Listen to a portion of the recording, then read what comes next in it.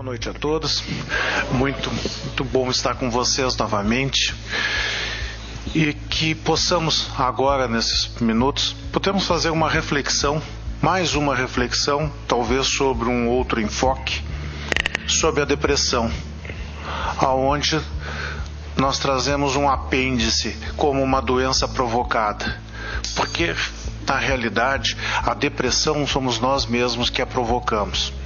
E o intuito dessa nossa conversa de hoje é no sentido que possamos ter uma forma mais clara de como ela se opera em nós, de forma que possamos evitar os efeitos dela, né, para que ela não seja tão devastadora na nossa vida como em muitos casos, como muitos irmãos ele se apresenta. Então, dentro ainda de uma parte conceitual, nos dizem: apenas Deus, em sua misericórdia infinita, vos pôs no fundo do coração uma sentinela vigilante que se chama consciência. Escutai-a, que somente bons conselhos ela vos dará. Às vezes conseguis entorpecê-la, opondo-lhe o espírito do mal. Ela então se cala. Isso está lá no Evangelho segundo o Espiritismo, no capítulo 13, item 1, de um espírito protetor, Leão, 1860. Quando nos trazem que apenas Deus, na sua misericórdia infinita, vos pôs no fundo do coração uma sentinela vigilante que se chama consciência, essa consciência, essa sentinela, nós poderíamos conceituar como aquela centelha divina que todos nós temos. É aquele sopro divino que nos dá o início da nossa existência. Sempre que nós apelarmos pela nossa consciência, mesmo que não tenhamos uma resposta com todas as letras, com aquele texto claro para nós, mas intuitivamente nós vamos saber qual é o caminho que nós temos a seguir. Se aquele caminho que nós estamos dispostos a seguir, se ele é o correto ou não. Isso a gente consegue. A nossa consciência nos permite, porque lá está justamente a parte boa nossa, tá? Porém, como nós fazemos muito barulho quando pensamos, nós acabamos não a escutando. Bom, seguindo, depressão então é uma intimação das leis da vida, convocando a alma a mudanças inadiáveis. Como nós sabemos, geralmente é através do desconforto que nós progredimos. É a doença prisão que caça a liberdade da criatura rebelde, viciada em ter seus caprichos atendidos. Nós vamos desdobrar isso mais logo aqui em seguida. Vício sedimentado em milênios de orgulho e rebeldia por não aceitar as frustrações do ato de viver. Em tese, depressão é a reação da alma que não aceitou sua realidade pessoal como ela é, estabelecendo um desajuste interior que a incapacita para viver plenamente. O que o autor quis nos dizer com isso? Quando nós estudamos a natureza das nossas provas, todos nós sabemos que antes desse nosso contrato carnal, né, essa nossa atual reencarnação, nos é concedido, com limites, a escolha do gênero das nossas provas. Cuidado, é dos gêneros das nossas provas. Muitas vezes a gente pensa assim, porque agora, porque eu sou colorado, isso aí eu escolhi. É o gênero mesmo. Não tem nada a ver isso aí, pessoal, é o gênero, né? Aquela pessoa vaidosa, né, que acha que tem que corrigir isso. Então, dentro dessa oportunidade, ele se submeteria então a algumas provações ou expiações, seja o que for. Mas então, quando nós escolhemos essas nossas provas, a partir daí, obviamente que nós temos a bênção do esquecimento. Então, quando nós estamos aqui encarnados e as situações todas nos levam para um deslinde de uma certa forma de atuar, que nós não lembramos, o que acontece? Quando isso começa a nos gerar desconforto, vem a nossa rebeldia. A nossa rebeldia de que a vida não é justa, né? Por que eu estou sofrendo? Eu vim aqui só para sofrer, eu estou sempre com problema de doença, com problema financeiro, com doença de não sei mais o que. E a gente se queixa e esquece que essa reencarnação, ela justamente é a grande oportunidade que nós temos de progredir, e essas provas que nos vêm, com a bênção e por uma demonstração de amor que o nosso Pai Celestial nos propicia, é justamente nos dar a condição de nós, pelo nosso próprio mérito, evoluirmos. Então, esse processo depressivo é justamente quando nós gostaríamos de ter alguma outra coisa diferente daquilo que temos. E aí nos falta o quê? Nos falta a fé. A fé de que acreditar que não existem injustiças. Irmãos, dificilmente nós, olhando somente uma linha encarnatória, a vida nos será justa. Numa encarnação só, geralmente a vida não é justa. Quantas pessoas nós conhecemos que sempre se comprometeram em ajudar as pessoas e fazer o bem e sofrem o tempo todo com doenças e mais doenças, com dificuldades no seu trabalho, com problemas de relação juntamente com a sua família, com filhos, esposa. E aí? A vida é justa para uma pessoa que só quer o bem e sofre toda essa existência? Se nós olharmos para esse tempo só dessa reencarnação, provavelmente não será. Então nós temos que ter, nós espíritas, temos que ter sempre em mente que essa é um dos fragmentos da nossa existência. E o que vivemos hoje é nada mais, nada menos do que a consequência das causas do passado.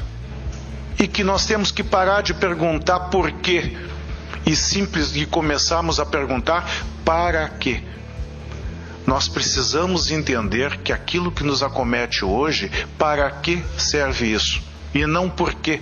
Nós temos uma mania de estar o tempo todo questionando ao nosso Deus, aos nossos mentores, por que eu tenho que sofrer, por que eu tenho que passar por essa dificuldade, por que disso? E em momento algum nós lembramos de perguntar, mas qual o sentido disso tudo? Para que isso está aqui comigo? Porque a partir do momento que nós tivermos esse controle, tivermos esse entendimento, automático, não é que a dificuldade vai diminuir, mas pelo menos não vai ser uma dificuldade sem sentido.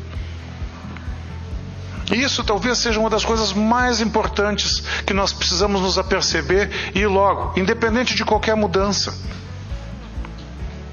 Por que a pessoa, depois de uma determinada idade, ela tem dificuldade para aprender a dirigir? Para aprender uma outra língua? Porque ela primeiro quer entender tudo para depois então fazer a ação. Quando uma criança começa a fazer um curso de língua, lá em inglês, alemão, italiano, ele começa muito mais rápido. Por quê? Porque, em primeiro lugar, ele não tem vergonha de errar. Ele fala errado e não está nem aí. Ele quer continuar para o aprendizado dele. O adulto não. O adulto quer saber, inclusive, como tem que conjugar o verbo certinho para depois falar. E aí o que acontece? Ele não fala. Ele não aprende. Ele não se permite. Ele não se permite dar um passo à frente sem ter todo o total entendimento de uma coisa que ele nunca vai entender. Por quê? Porque ele não aprendeu. O entendimento, o pré-requisito do entendimento é que nós que a gente possa aprender sobre aquele assunto.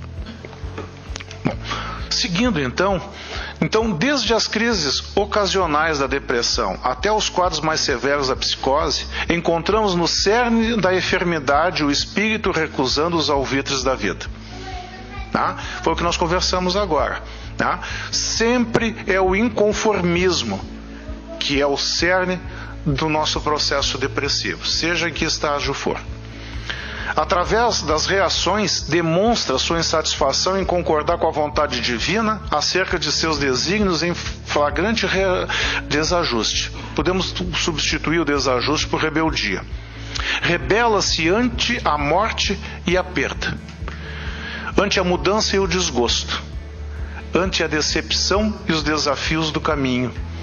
Cria assim um litígio com Deus, lançando a si mesmo nos leitos amargos da inconformação e da revolta.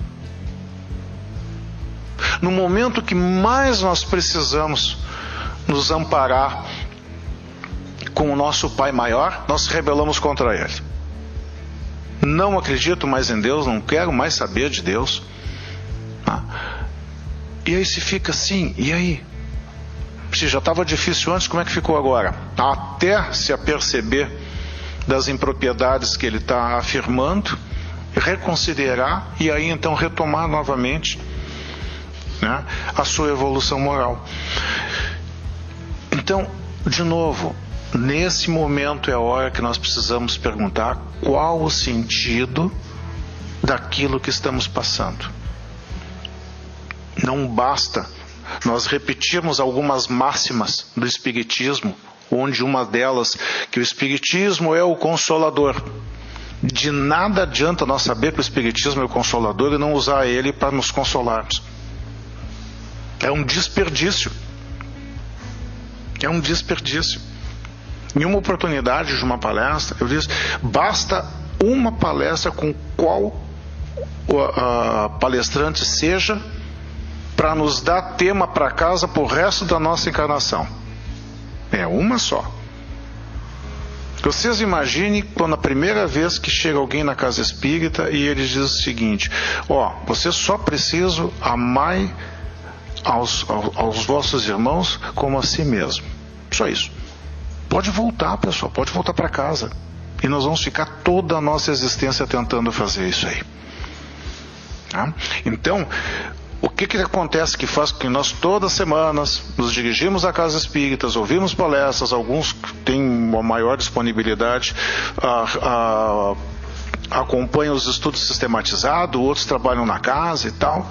Se na hora dessa dificuldade nós deixamos a rebeldia nos tomar conta e esquecemos do verdadeiro sentido do Consolador, que não existem injustiças, a partir do momento em que existe injustiça, nós estamos o quê? Nós estamos dizendo que o nosso Deus não é perfeito, que não é um Deus de amor, que não é um Deus justo. Então nós vamos ter que entrar em acordo com isso. Ou nós acreditamos nele piamente e aí não podemos colocar sob dúvida esses desafios que nos apresentam, né? Ou então vamos renegar ele mesmo. Se não me falha a memória, foi o padre Antônio Nóbrega que num pronunciamento dele na igreja, ele vai ao púlpito e ele simplesmente pega, deixa eu ver se eu me recordo aquela primeira palavra dele, me fugiu o termo que ele usou, mas tipo assim, que desagradável é Jesus, que desagradável é Deus, que desagradável são aqueles espíritos de luz. E aí todos ficaram olhando, o que aconteceu com ele? Enlouqueceu. Ele chegou assim: essas são as afirmações, dessas afirmações estão cheias no inferno. E a partir daí ele consegue então ter a atenção daquelas pessoas que estavam ali na igreja para lhe escutar. A máxima é verdadeira, né? Brabos com Deus, rebeldia com Deus, está cheio no inferno. Então não tem porquê nós perder tempos com isso. Nós precisamos realmente entender do porquê que passamos essas dificuldades. Até porque eu nunca vi alguém querer saber por que recebeu uma grande herança, por que nasceu numa família abastada, por que nunca ficou gripado. Ninguém comenta, ninguém quer saber por que disso. Quanto muito a gente conta para os outros mesmo para se exibir, assim, né? Tô bem. Então por que o contrário não acontece? Dentro desse litígio com Deus, a primeira coisa, do ódio e da insanidade. Nós sempre que podemos repetimos uma máxima que foi reproduzida pelo Sérgio Cotella, onde ele diz o seguinte: o ódio é um veneno que nós tomamos esperando que faça mal para os outros. É perfeito isso. Nós nos incomodamos com alguém e dissemos: tomara que ele fique doente. E aí ficamos ali, na torcida, odiando. Ele nem faz ideia de que a gente exista e nós continuamos ali focado nele, né? Então assim, o ódio é o veneno que nós tomamos esperando que faça mal para os outros. Quanta perda de tempo, quanta perda de energia, de saúde com esse tipo de sentimento. Da apatia e do sofrimento moral. É o estado interior de inadequação com a vida, que limita o espírito para planificar-se, existir, ser em plenitude. A depressão não nos permite realmente ser felizes. Ela nos deixa tudo opaco, não tem brilho, porque sempre nós entendemos que poderia ser alguma coisa melhor. Seu traço psíquico predominante é a diminuição ou ausência de prazer, em quaisquer níveis que se manifeste. Esse processo de diminuição ou ausência de prazer acontece muito também quando nós nos deparamos com arrogância. Tá? Porque o que acontece? Na arrogância, o arrogante sabe que aquilo que ele passa para os demais, aquela imagem que ele quer ser visto, ela não é verdadeira. Então, mesmo que as pessoas o elogiem, que o tenham como referência, ele sabe que ele não é assim. E aqueles elogios que ele recebe não têm o mesmo efeito daqueles que recebem e realmente têm mérito para isso. É muito semelhante esse sentimento aqui dentro da depressão. Portanto, dilatando as classificações dos respeitáveis códigos humanos, vamos conceituá-las como sendo sofrimento moral capaz de reduzir ou retirar a alegria de viver. Aquele aluno que conseguiu fazer uma colinha bem pequenininha e tal, e ele cola a prova toda e tira 10. Ele é o único 10 da turma. Os outros todos, o que melhor nota tirou 7. E todo mundo, o professor parabeniza ele. Rui Guerreiro, parabéns pelo teu 10. Todos, nossa Rui, como tu é inteligente. Vocês acham que ele realmente está se sentindo feliz com aquele 10? Será que o Rui realmente está feliz com aquele 10? Quando ele sabe que a única pessoa que realmente não merecia a nota que recebeu era ele? Esse, dentro do processo depressivo, ele nos faz isso, porque essa nossa insistência de querer que as coisas sejam do nosso jeito e não como elas vêm para nós, acaba trazendo esse tipo de sentimento e, obviamente, de sofrimento também. Sob o enfoque espiritual, estar deprimido é um estado de insatisfação crônica, não necessariamente incapacitante. O que quer dizer com isso? A depressão nos atrapalha e muito no nosso progresso, mas ela não nos incapacita. Tá? Ela só nos faz ter que trabalhar mais, sermos mais atentos, termos mais força de vontade. Porém, ela não é injusta porque nós é que a provocamos. Então, se nós a provocamos, nós temos que consertar isso. Nessa ótica, tomemos alguns exemplos para ilustrar nosso enfoque de depressão à luz do espírito imortal em condutas rotineiras. E aí, eu conclamo os irmãos para ver se eles se enquadram em pelo menos 3 exemplos desses que nós temos aqui. O desânimo no cumprimento do dever, a insegurança obsessiva, a ansiedade inexplicável, a solidão em grupo, a impotência perante o convite das escolhas, a angústia da melhora, a aterrorizante sensação de abandono, sentir-se inútil, baixa tolerância às frustrações, o desencanto com os amigos, medo da vulnerabilidade, a descrença no ato de viver, o hábito sistemático da queixa improdutiva. Eu gosto que esse hábito sistemático da queixa improdutiva, eu começo a ver os meus irmãos tudo cutucando um outro, aí ó, tá aí, né? Porque aquela história, a queixa o tempo todo, nós sempre estamos reclamando, nunca tá bom. Eu tenho uma pessoa conhecida, casualmente, uma das minhas tias, que a gente pergunta, oi tia, tudo bem? Era tudo que ela queria ouvir. Não tá bem, tá me doendo as costas, meus pés estão me matando e não sei o que. Quando termina as doenças dela e tu nem sabe ainda, a fulana lá descobriu agora que tá com problema assim, aquilo vai, a gente vai murchando. Aí daqui a pouco a gente começa a olhar o relógio, tia, não leva mal, eu preciso isso, eu vim aqui para te dar um beijo, tô indo embora. Então assim, é aquela história da reclamação o tempo todo. Tá? A maior, como é que é assim, o pior que eu posso fazer para ela é não perguntar como é que ela está. né? Isso é uma frustração, chega a encher a bochecha de que ela quer falar e eu não perguntei, ela não pode. Tá? Então, isso é uma das coisas que acontece com praticamente todos. Todos nós temos um parente que faz isso, né?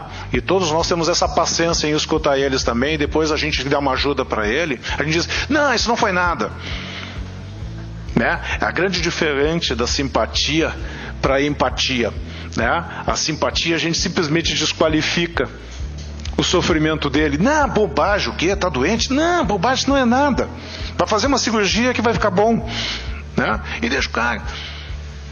Quando na empatia nós temos aquela oportunidade de nos pormos exatamente do mesmo nível de dificuldade que ele está e dizer, ou eu sei o que tu estás passando, ou eu não sei o que tu estás passando, mas estou aqui para te ser útil. Aquela pessoa que perde um filho, ninguém consegue imaginar a sensação de perder um filho a não ser alguém que já tenha vivenciado isso. Então não adianta nós dizermos, eu sei como é perder um filho, a gente não sabe, a gente pode imaginar, mas a gente pode dizer para ele simplesmente, olha, eu estou aqui no teu lado, e se eu puder ser útil para ti, me use, me acione. Então, cuidado, hein? Quando a gente perguntar para ti o que ela diz, mesmo sabendo o que ela vai falar, vamos dar um carinho para ela aí. Não demais, porque senão ela vai arrumar mais umas 2 doenças ainda na próxima pergunta que a gente fizer num outro momento aí.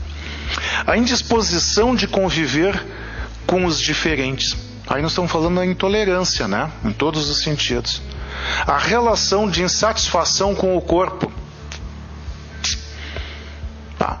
A gente se olha no espelho e nunca consegue se ver como é, e sim como gostaria de ser. E obviamente que a diferença disso muitas vezes é abissal.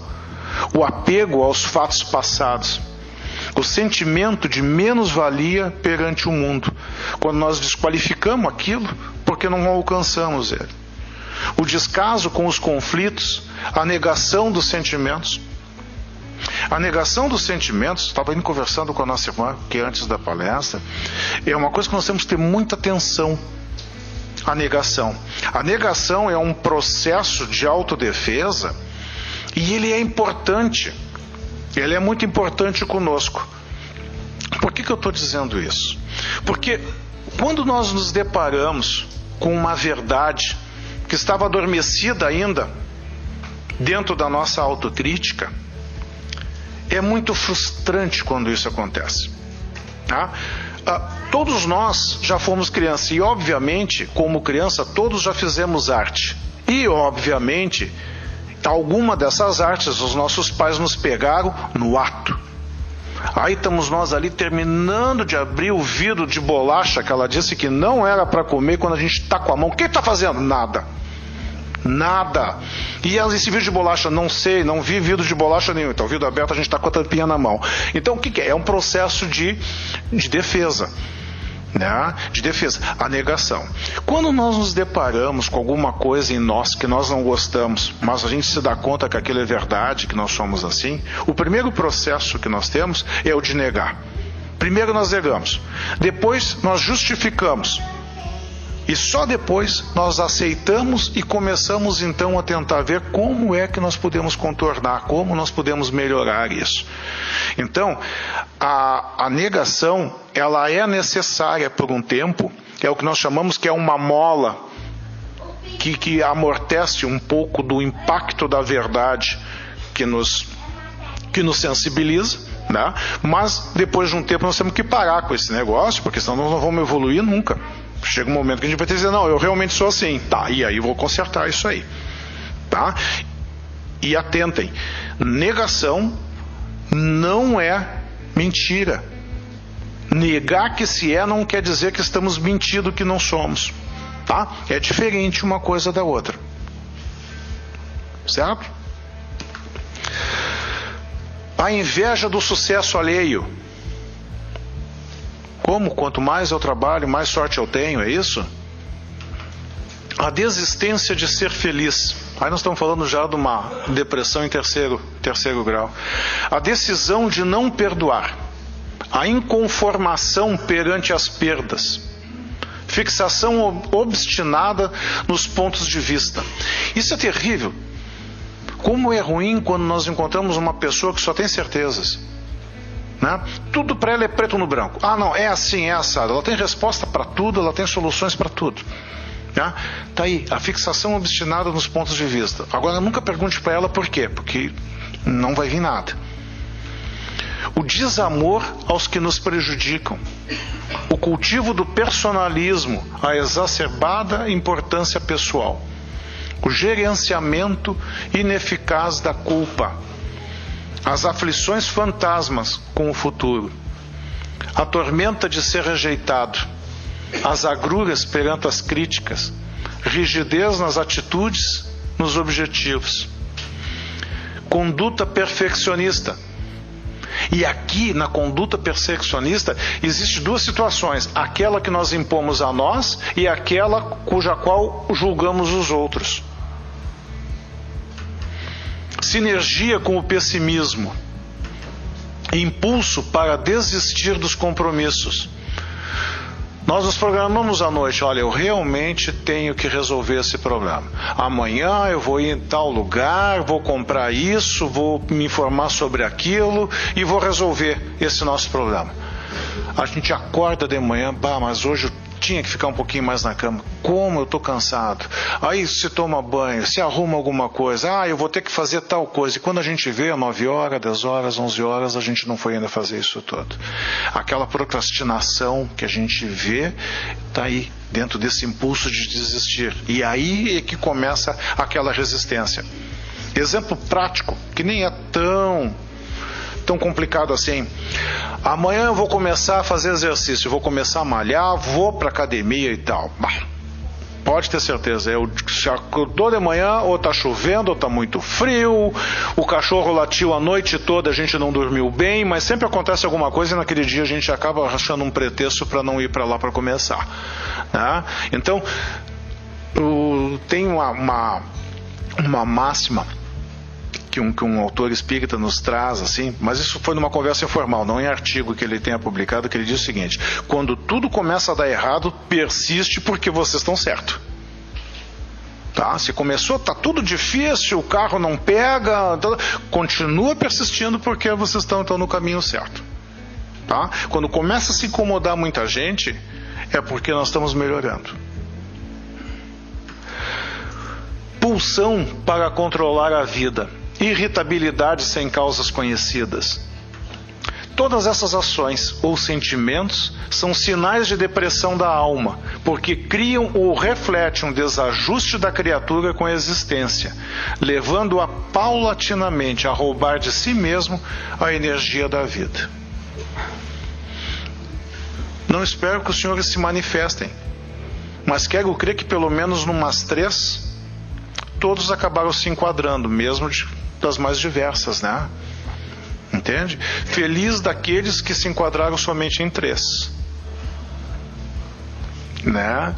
Mas é isso. Então, se nós olharmos, por isso que depressão é uma doença provocada, porque nós a provocamos. Né? O que muda em cada um de nós é a profundidade com quem ela nos acomete. Né? E aí eu não estou falando nem daqueles graus de depressão que a medicina, né, que a psiquiatria ou que a psicologia atribui, né? Mas realmente assim, a que ponto ela nos interfere na nossa vida, desde um desânimo a total inaptidão para qualquer coisa. Bilhões e bilhões de homens da vida física e extrafísica estão deprimidos ou constroem estufas psíquicas para futuras depressões, reconhecidas pela ótica clínica. Olha só, quando ele põe estufas psíquicas para futuras depressões, reconhecidas pela ótica clínica. Futuras depressões. Nós hoje somos a causa daquilo que será a consequência no futuro. Por isso que nós temos que cuidar muito o nosso hoje. Ao invés, então, de nós perdermos tempo querendo saber o porquê, vamos cuidar para que na próxima encarnação a gente empregue menos porquês. E essa responsabilidade é nossa e ela tem que ser feita agora, já. Tá?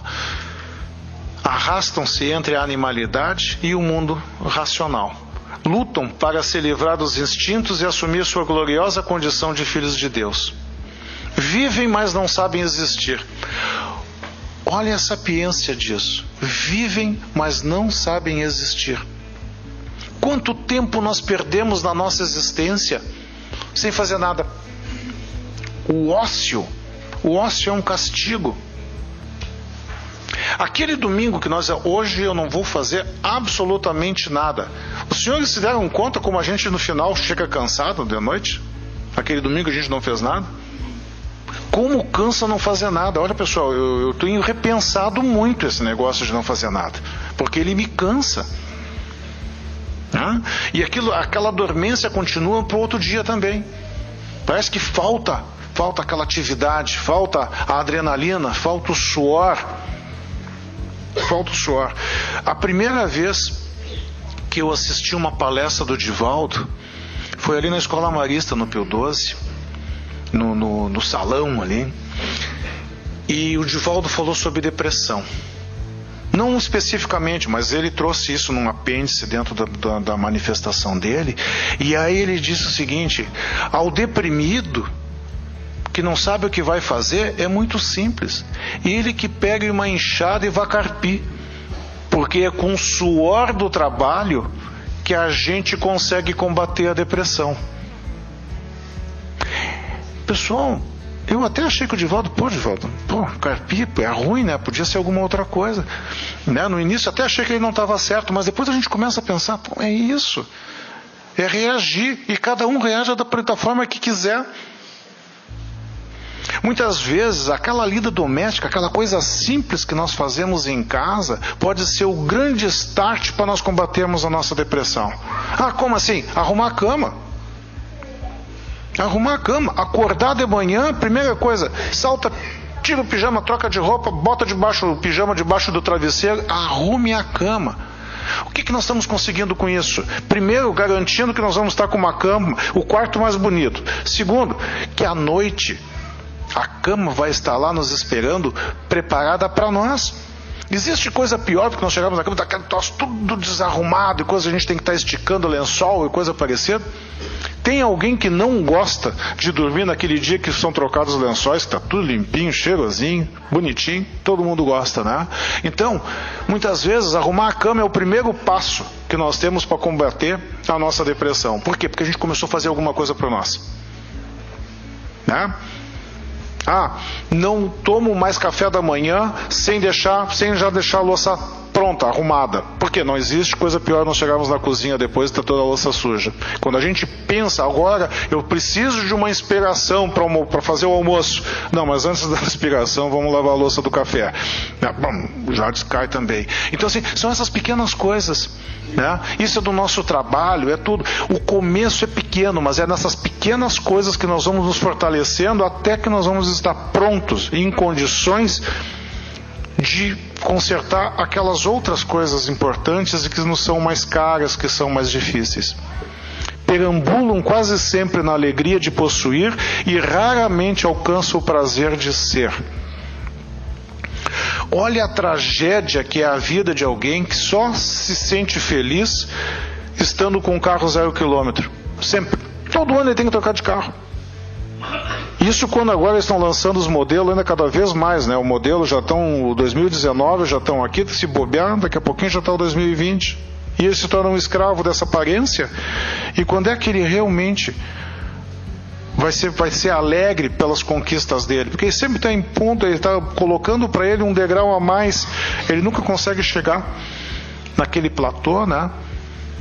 E usufruir das suas vitórias. Ora escravos das lembranças do passado, ora atormentados pelo medo do futuro.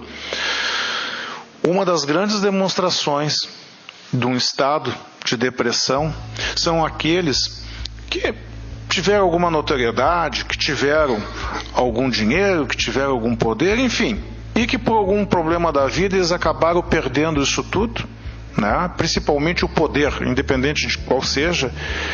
E a partir daí, todas as conversas dele é sempre relembrando aquela época. Porque eu me lembro da minha época que eu fazia isso, que eu fazia aquilo. Porque na minha época as coisas eram daquele jeito. Porque quando eu ia para a Europa, quando eu fazia aquilo, quando eu tinha meu avião, enfim, vinha toda aquela história. Sempre vivendo, quer dizer, quando é que ele vai viver o presente? A realidade de agora. Porque essa é a realidade. Ah, mas a vida foi injusta comigo. Duvido.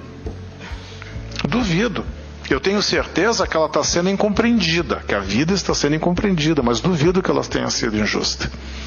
Porque o nosso Deus é um Deus de amor. E Ele não nos permitiria sofrer sem sentido, sem utilidade. Jornadeiam sob os grilhões do ego, recusando os apelos da sua consciência. O grande problema do deprimido é a surdez. É a surdez de escutar os seus mentores. É a surdez de escutar a sua consciência. Nós precisamos parar de fazer barulho quando pensamos. O barulho, quando nós pensamos, é aquela forma de manter um pensamento ordeiro, disciplinado. Não adianta nós virmos agora aqui para a Casa Espírita e no momento de nós fazermos ali a irradiação, que é uma coisa que nos ajuda, que nos harmoniza para a coisa, a gente começa, bom, agora eu vou chegar em casa depois, tenho que ainda estender a roupa, vou ter que arrumar não sei mais o que, pessoal, isso vocês vão ter que fazer de qualquer jeito, então deixa de pensar nisso agora. Como é que diz o meu filho menor? Aproveita o momento. Aproveita o momento, porque depois que for estender as roupas, com certeza vocês não vão querer falar mais, ouvir mais falar do palestrante de depressão ou coisa parecida. Esse conceito maleável da doença explica o lamentável estado de inquietude interior que assola a humanidade. Nunca foram alcançados índices tão significativos de resgate e socorro nos atoleiros morais da erraticidade. Todos os senhores sabem que nós estamos justamente naquele período de transição do mundo de expiação em provas para um de regeneração. Isso faz com que houve um aceleramento no processo encarnatório de muitos irmãos. Tá? E aí a gente diz, nossa, como é que isso acontece? Vocês já repararam nos filhos e principalmente dos netos de vocês, como eles estão vindo? A forma de como eles de como eles respondem aos impulsos. Hoje uma criança de 3 anos por aí, ele já está com o dedinho assim, quando a gente bota um tablet ou bota um celular para ele. E pior, com 4 anos ele já está nos mostrando como a gente tem que fazer. Pior, isso é um dos motivos, talvez seja um dos motivos justos para se deprimir. É quando o neto da gente nos mostra como é que a gente tem que usar o nosso telefone. Então, por quê? Eles alcançam isso. Essa identidade, isso está vindo tudo muito mais rápido. As crianças estão vindo mais maduras, mais qualificadas. Tá? Quem tem filhos aí com 10 anos de diferença um do outro, vê a diferença que tem nos dois. Então o que acontece? Com essa aceleração que está havendo, isso faz com que consequentemente se eleva o número de corações que regressam ao corpo carnal sob custódia do remorso. E que remorso é esse? O único momento da nossa existência espiritual aonde nós temos a oportunidade de nos vermos como realmente nós somos perante Deus é quando nós estamos encarnados. Explico. Por que disso? Porque é nesse momento que nós estamos totalmente suscetíveis às sensações. A sensação de frio, de calor, de fome, de inveja, orgulho, arrogância, de amor, de alto amor, de perdão. Tudo isso acontece conosco. Nós somos uma verdadeira panela na cozinha, onde vão se jogando os ingredientes. Para cada ingrediente que nós colocamos ali dentro, nós vamos tendo uma textura, nós vamos tendo um sabor, nós vamos tendo um cheiro, né? Então, é nesse momento, quando encarnados, que nós mostramos realmente quem nós somos. Tá? E o que acontece com isso? No momento do desencarne, quando começamos a ter de uma forma mais clara aquilo que fomos, entra então o nosso pedido, o nosso processo expiatório, né? O nosso processo depois de purgar todos aqueles equívocos que fizemos e que geralmente acontece nós pedindo uma nova oportunidade de repararmos o nosso erro. Esse estado psíquico responde pelo crescimento dos episódios depressivos. Porque o que acontece? Esses novos irmãos vêm e na consciência dele está lá gravadinho, tá? E no próprio perispírito, aquilo que eles foram, aquilo que eles têm que melhorar. E aí vem aquele chamado o tempo todo dentro daquilo que ele está fazendo, se aquilo é correto ou não. Aquela pergunta inicial, quando tiver dúvida do qual o caminho a trilhar, pergunte à sua consciência.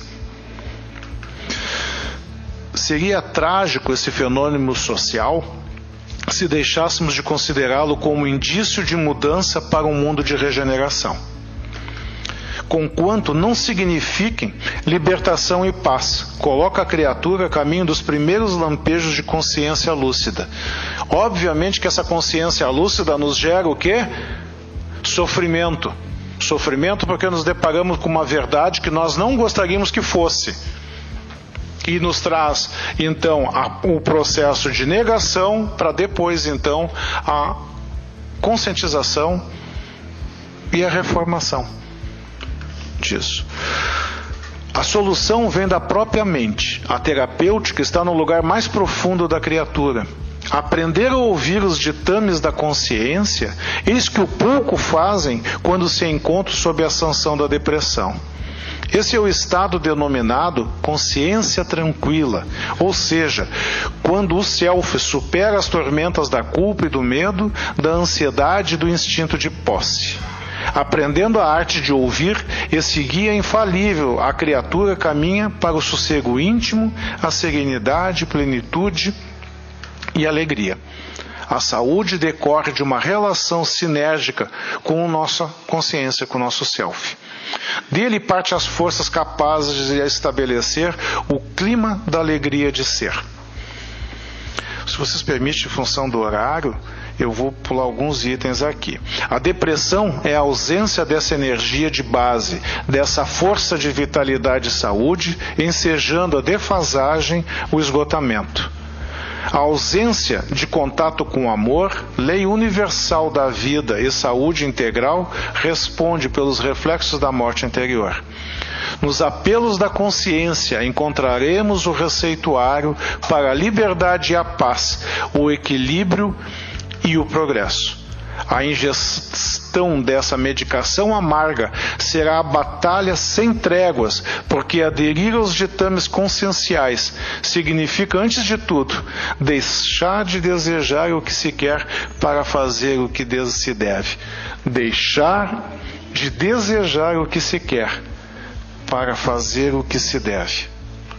Talvez este seja o trecho mais importante da nossa conversa. E para finalizar, eu me lembro assistindo uma videopalestra do Haroldo Dutra Dias sobre as cartas de Paulo aos Coríntios, onde ele narra que Paulo, ao chegar a Coríntios,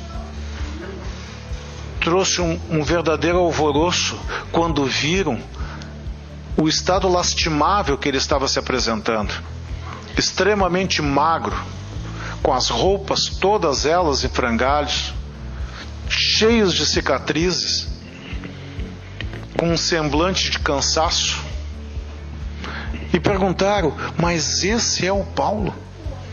Esse é aquele que dissemina a palavra de Deus? E o Paulo, quando se dirige então àquelas pessoas, mostra então, se agiganta e mostra com aquela eloquência pela sua fé e fala de Deus e contagia todo aquele grupo. E ao final ele encerra dizendo: através da degradação do corpo é que triunfa o espírito. E o que ele nos diz com isso? À medida que envelhecemos, à medida que trabalhamos, é através das nossas cicatrizes, pelo trabalho, pela tentativa, pela dificuldade, pela dor, pela bênção da dor, que deteriora o corpo, mas que engrandece e enobrece o nosso espírito. Então que tenhamos a certeza que mesmo dentro da tristeza que a depressão possa nos causar, nos acometer, essa dificuldade sempre vem para o nosso bem. Sempre vem para o nosso bem. A dor é uma bênção para aqueles que não tiveram a sapiência de poder evitá-la através do seu livre-arbítrio. E por óbvio, todos nós não tivemos essa sapiência. Um dia teremos, mas não agora no atual estágio evolutivo nosso. Então, quando alguma coisa de ruim nos acomete, mesmo sabendo a quem o fez, não dê bola para ele. Não se pergunte por que ele fez isso, porque essa explicação ele terá que dar, não é a vocês. É a si próprio depois. O importante é que a gente saiba que esse mal que ele nos traz vai nos acender a alguma coisa daquilo que nós deveríamos aprender, que nós deveríamos fazer, que nós deveríamos mudar. Aquele que faz o mal sempre será responsável pelo mal que fez. Porém, aquele cometido pelo mal de outrem sempre deverá receber isso como uma bênção para o seu progresso. Muito obrigado pela atenção, que todos regressem em paz.